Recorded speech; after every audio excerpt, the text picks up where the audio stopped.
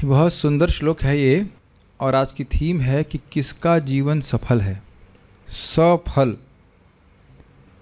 किसका जीवन सफल है, अच्छे फल से युक्त है। इस जगत में बहुत से लोग बहुत सारी धारणा करते हैं कि ये स्थिति प्राप्त हो जाए तो हमारा जीवन सफल हो जाएगा, है कि नहीं। तो भगवान श्री कृष्ण के अनुसार किसका जीवन सफल है उसको यहाँ पे भगवान बोल रहे हैं।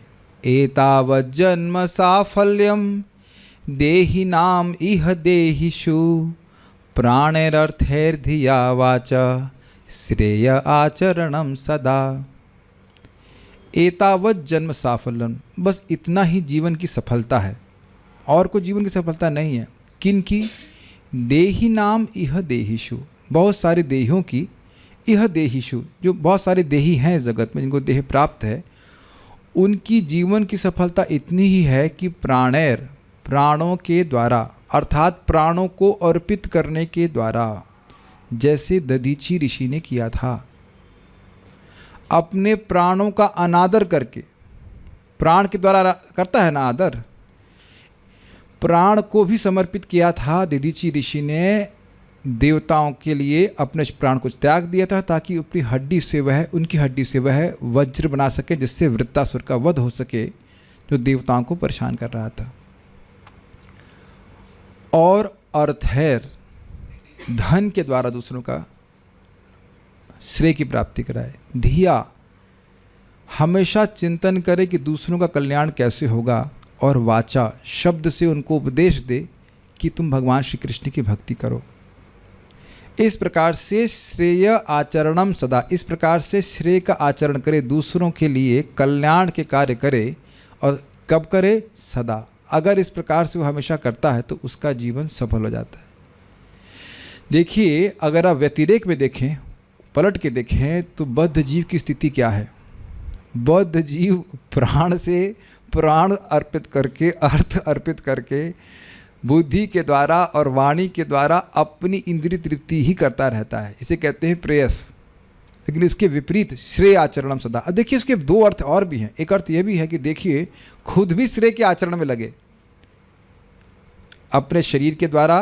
प्राण का मतलब ये भी हो सकता है, प्राण का अर्थ हम समझते हो इंद्रियों के द्वारा, क्योंकि इंद्रियां प्राण से संचालित होती हैं।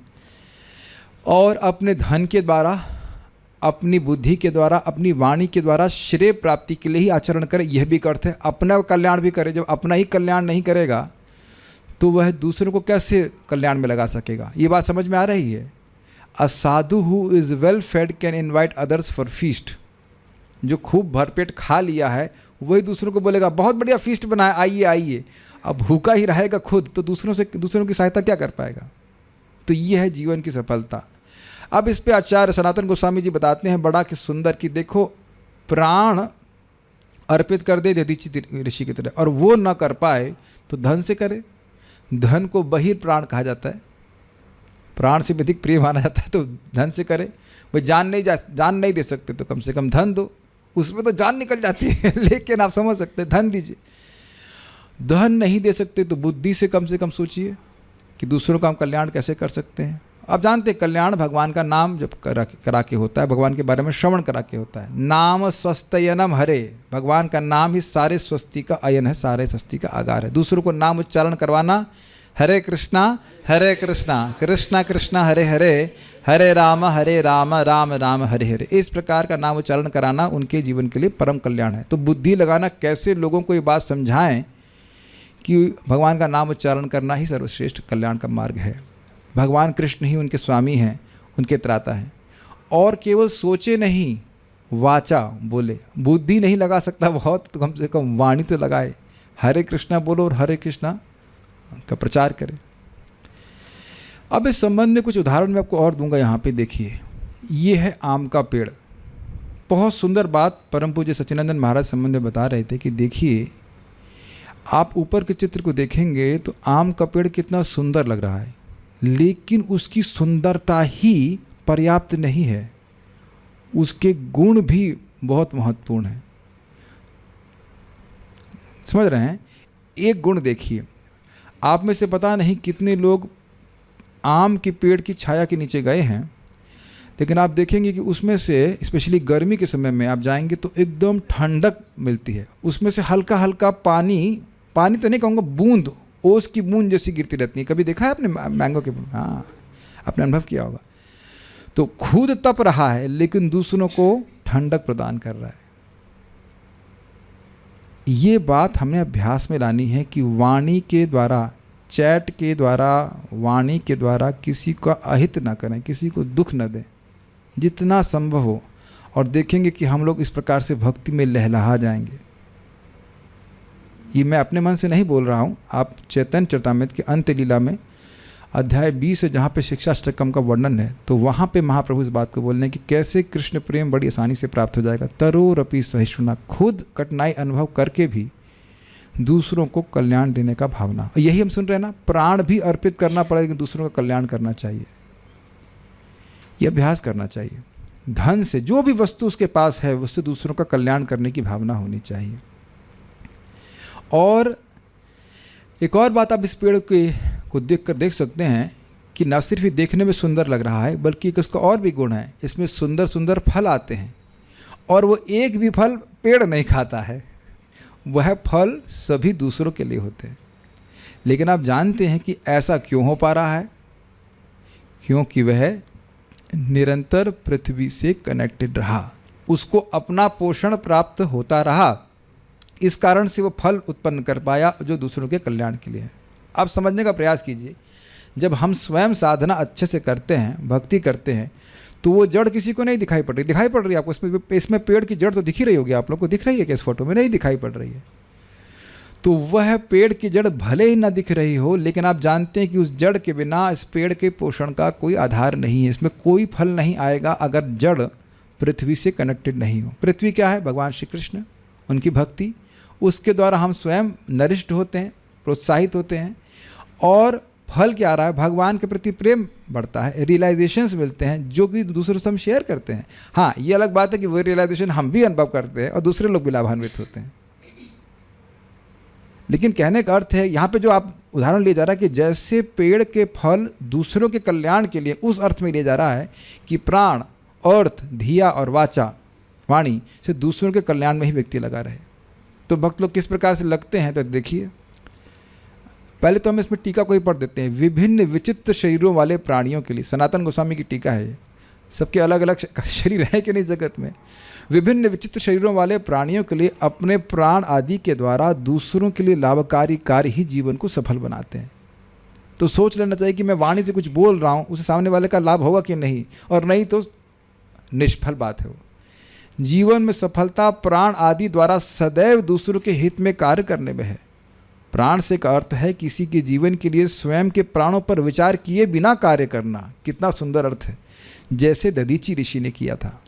धी अर्थात बुद्धि का उपयोग करने का अर्थ है सदुपाय का चिंतन करना। उपाय समझते हैं? उपाय, आय मतलब इनकम। तो कोई दूर से, कोई बहुत दूर वस्तु है, उसको एकदम पास में ले आए, उसे कहते हैं उपाय।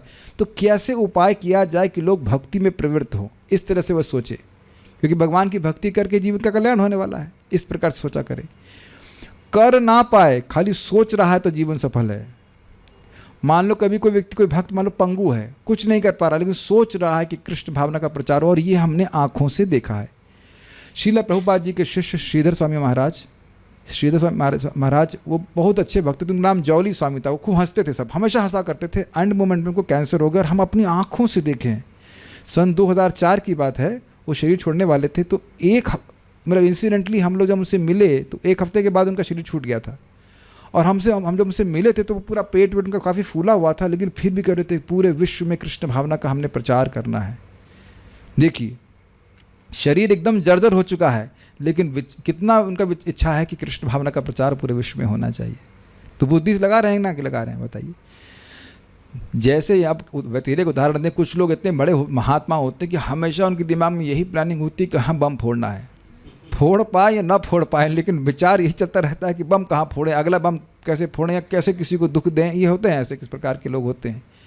तो भक्त लोग हमेशा इस प्रकार की प्लानिंग में लगे रहते हैं कि कैसे अपनी बुद्धि का उपयोग करते हैं, कैसे लोगों को भक्ति में प्रवृत्त किया जाए।